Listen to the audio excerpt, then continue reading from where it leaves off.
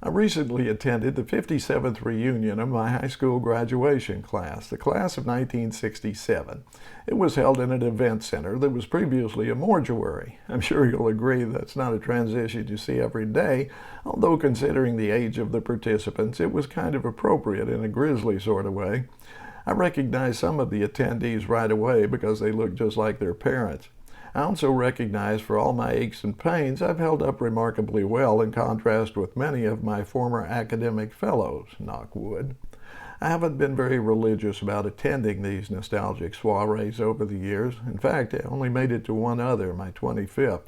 So when someone passed around a sheet of paper with the names of our classmates who shuffled off this mortal coil, I was a little taken aback. I was aware most of the names on that list had stepped off into the great beyond, but I acquired that knowledge slowly, one at a time over many years, noted and then forgotten. Seeing them all together toted up like that was a trifle jarring because I suddenly realized if they'd all bothered to show up, there would have been more ghosts in attendance than living beings.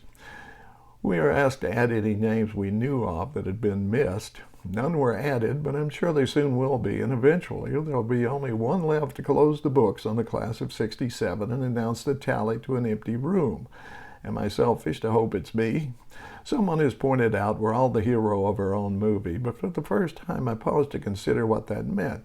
I started sorting my classmates into movie categories, co-stars, supporting players, and of course extras. I tried to come up with an interaction, however brief in some cases, that affected me either positively or negatively enough that they were no longer just a face in the crowd, but a real person. I'm happy to say I succeeded with all of them, and most of the memories were positive.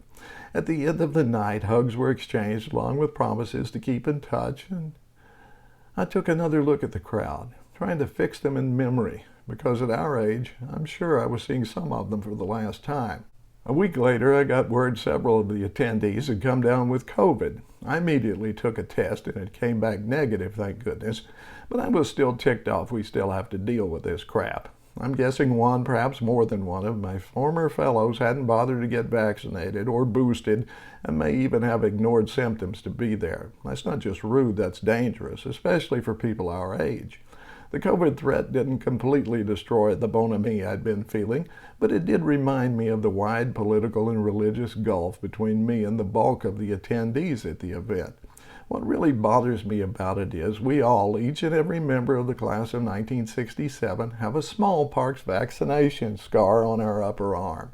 And I can remember standing in line with them and their families at the high school to get both doses of the oral polio vaccine immediately after it became available. These people once believed in vaccines. They should. They've seen their efficacy firsthand. But now just because a megalomaniacal Svengali with an audacious spray tan has seduced them, they throw caution to the wind and abandon rational thought for fanatical belief. Will I attend another such event in the future? Maybe, but I'll have to think long and hard about it. So far, no new names have been added to the dreaded list because of this event. Hopefully none will be. But as long as one of the major political parties continues to cast doubt on vaccines in particular and science in general, this kind of idiocy will continue. I resent it to the core of my being.